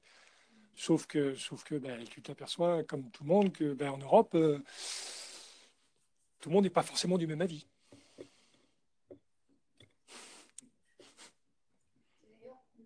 Le Brexit, en termes de transfert, pas de transfert de technologie, mais transfert des étudiants entre l'Angleterre et le reste de l'Europe, ça a beaucoup freiné. Enfin, ça s'est complètement arrêté. C'est un drame pour le Royaume-Uni. C'est un drame absolu. Mais pour l'Europe aussi, hein, c'est un drame. Enfin, non, tout le monde est perdant dans l'affaire. Pour nos étudiants, beaucoup moins. C'est-à-dire que ceux qui ont vraiment les moyens d'aller au Royaume-Uni, ils y vont, en dehors d'Erasmus. Voilà. Et après, ceux qui allaient au Royaume-Uni parce qu'ils avaient des bourses Erasmus, ils peuvent aller dans d'autres pays européens. Et la répartition s'est faite relativement sereinement. Ceux qui ont beaucoup souffert, c'est les étudiants britanniques. Voilà. Et puis ceux qui ont beaucoup souffert, c'est les institutions scientifiques et universitaires britanniques. Et d'ailleurs, qui étaient vent debout contre le Brexit. Eux, ils se sont manifestés comme ils ont pu pour dire qu'il ne fallait pas faire ça. Mais sur les conséquences finales pour l'Europe, enfin l'Europe de la recherche et de l'enseignement supérieur, moi, je n'ai pas vu de gros effets délétères de l'exclusion du Royaume-Uni. Enfin, je sais pas, je me retourne vers ceux qui ont suivi ça aussi. J'ai pas eu de gros articles dans les journaux en disant c'est une catastrophe avec des chiffres à l'appui. Ça dépend des domaines. L'astronomie, c'est peut-être pas pareil que... Parce que ça n'empêche pas d'avoir des accords avec le Royaume-Uni. Il y a certaines entités, notamment les entités communautaires je ne sais pas si c'était l'astronomie, mais c'était lié à l'espace, dont le siège était c'était pas à Londres, c'était je ne sais plus où, enfin, au Royaume-Uni. Bon, il a été négocié, qu'il se retirait, etc. Mais bon, il reste toujours une entité de recherche là-bas qui continue à collaborer.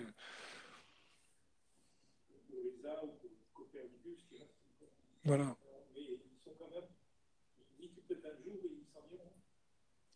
Ou qui reviendront.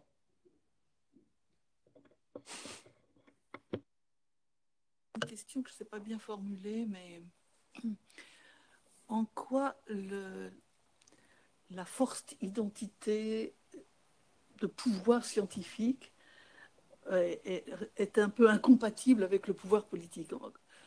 Dans quelle mesure on peut accepter que l'un et l'autre puissent collaborer ou plutôt se confronter tout le temps?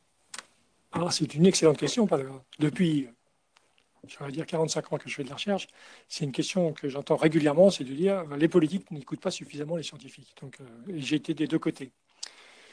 Ma conviction personnelle, mais elle n'a pas vocation à être générique, c'est de dire que l'important, c'est d'avoir des personnes qui s'écoutent réciproquement, et surtout que du côté de la science, on comprenne que toutes les décisions ne sont pas nécessairement rationalisables du côté scientifique.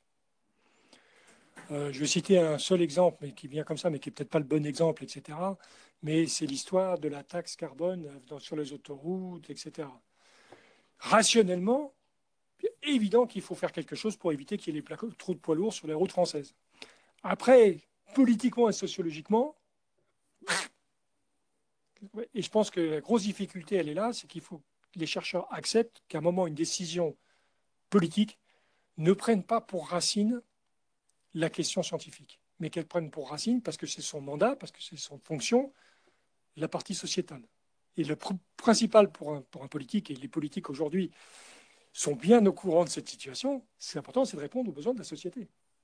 Et là, voilà. Donc, ce que tu disais, sur les conseillers scientifiques, moi j'ai été confronté à ça aussi, parce que l'Europe avait créé un groupe des conseillers scientifiques nationaux, à laquelle j'étais invité à participer pour représenter la France, parce qu'il n'y avait pas d'autres représentants.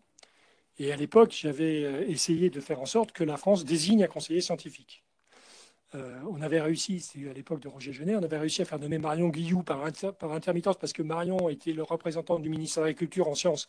Donc on s'était dit, ça fera l'affaire pendant une fois. Mais au bout de 2 fois, Marion, elle a dit, c'est très bien, mais je ne représente pas la France.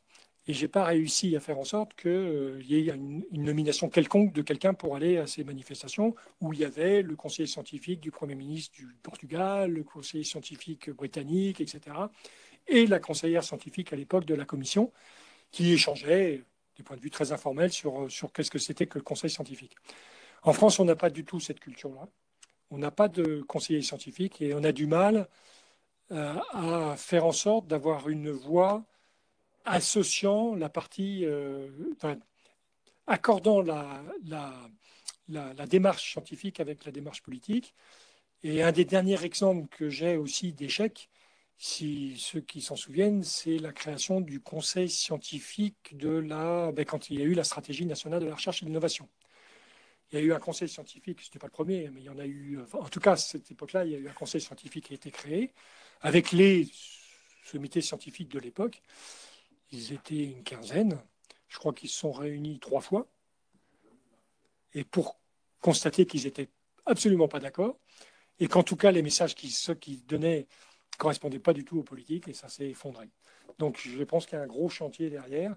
Mais des 2 côtés. Le côté politique doit essayer de mieux, d'éviter d'avoir une pensée trop ingénierie.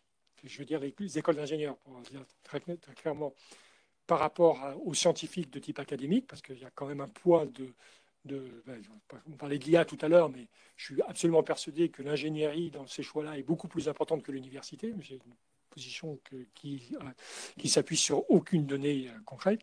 Mais il faut aussi que le monde académique français fasse des efforts. Je vais vous dire quand même, c'est une expérience personnelle, mais quand je suis passé au ministère de la Recherche, mes collègues de l'académie ne me parlaient plus. Non, tu es au ministère de la Recherche. Tu n'es plus de notre bande. Toi, tu es du côté de l'administration. Pareil, quand on a un chercheur qui fait du privé. Oh ben non, alors là, on ne va pas parler avec lui, il fait du privé. Quand vous discutez avec des anglo-saxons, eux, c'est normal, ils travaillent avec l'administration. D'ailleurs, ils ont en général des tiers-temps, une fois avec l'administration, une fois comme consultant. Je ne dis pas que c'est bien ou que ce n'est pas bien. Mais en tout cas, cette fluidité est beaucoup plus forte. Nous, on n'a pas de fluidité. On a vraiment des rigueurs qu'on porte, nous, de la recherche et de l'enseignement supérieur, vis-à-vis des autres fonctions de la société, qui fait que les messages qu'on apporte ne sont pas toujours ceux qui seraient les plus entendables. Voilà. Je suis peut-être un peu caricatural, mais je le pense.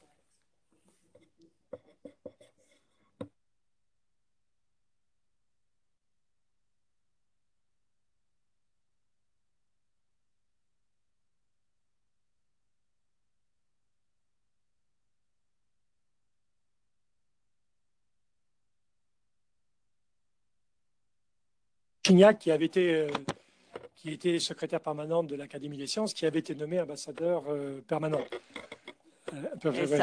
Commissaire perpétuel. Oui. Alors,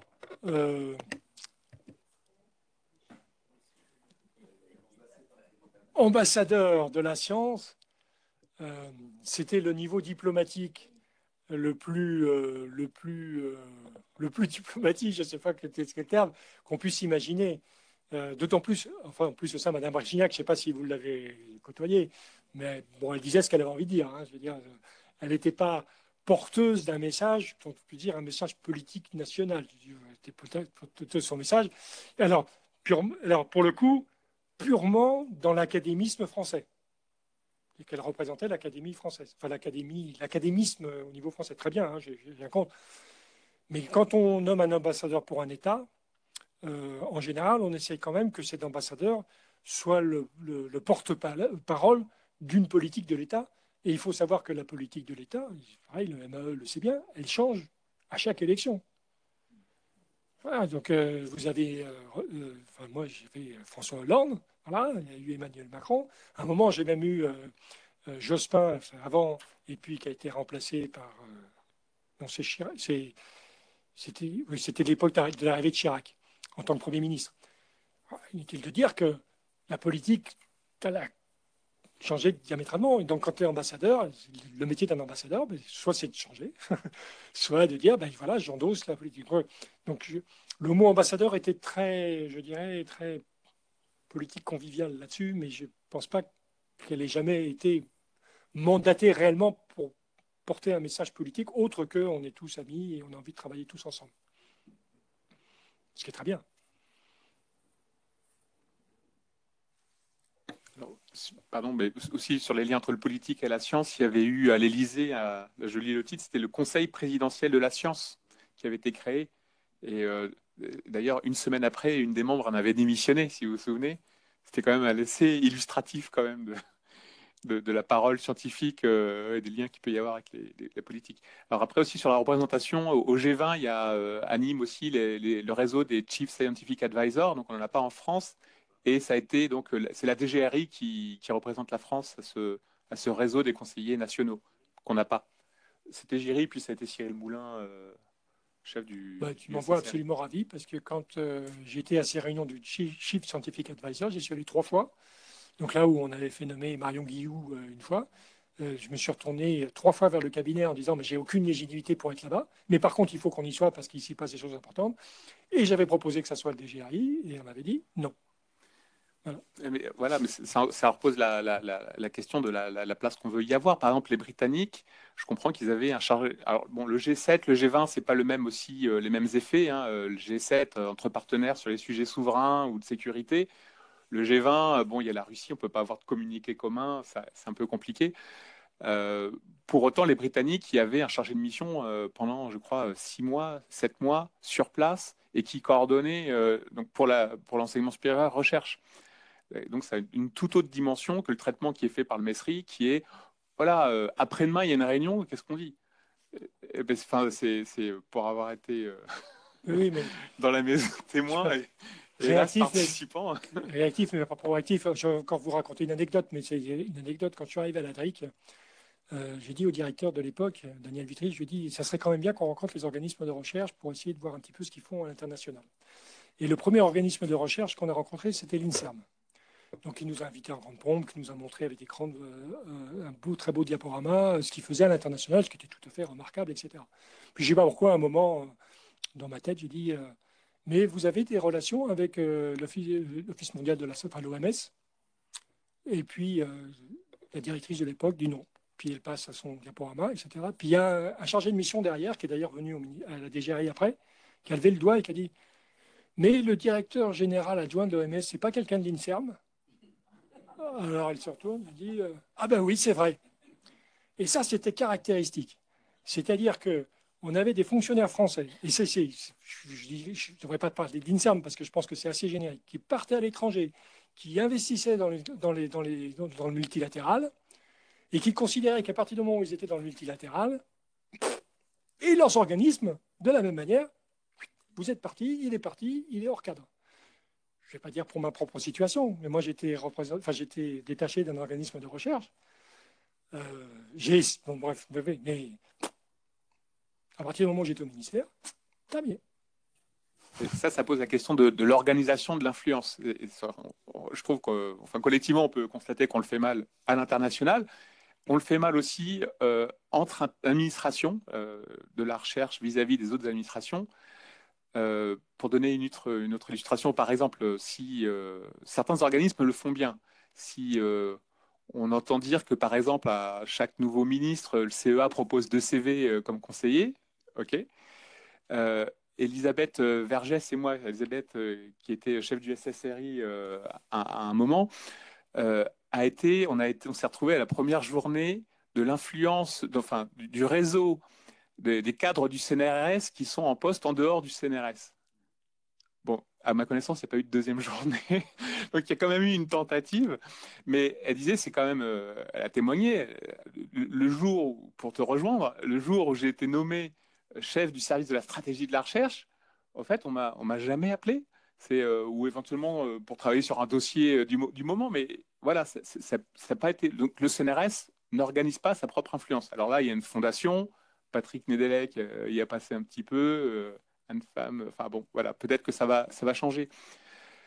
Mais voilà, c'est symptomatique que après, à l'échelon multilatéral, on duplique cette problématique-là. Et c'est pareil vis-à-vis aussi, je trouve, du ministère en charge de l'industrie. On a dans nos laboratoires des directeurs de recherche qui sont très au fait à la pointe des stratégies industrielles et on ne les incite pas à prendre des postes de direction à Bercy. Donc là, il y a un vrai problème aussi culturel. Donc tout à l'heure, tu évoquais les compétences, où tu disais que au MESR, c'est pas un ministère comme les autres.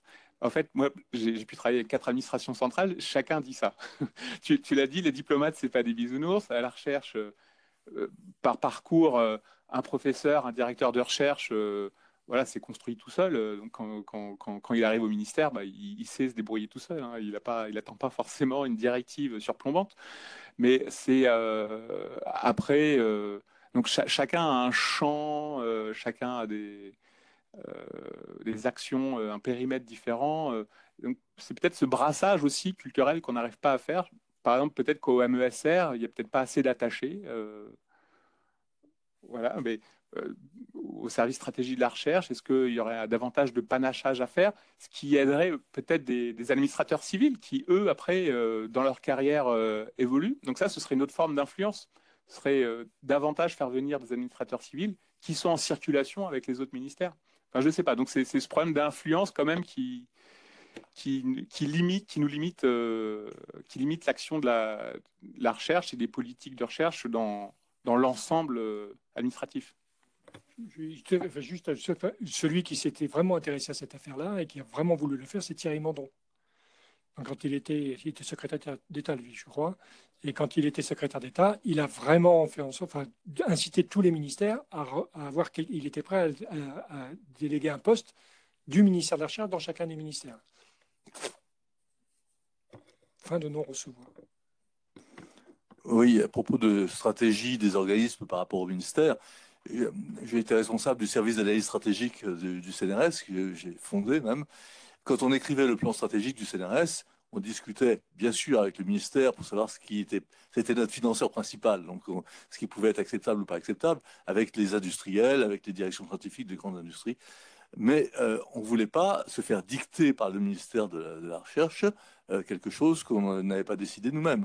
Le rapport entre le scientifique et le politique, le problème, c'est qu'il faut que la politique soit scientifisée, ça s'appuie sur la science, mais il ne faut pas que la science soit politisée. Sinon, on peut arriver à Pellerin et le nuage de Tchernobyl s'arrête à la frontière.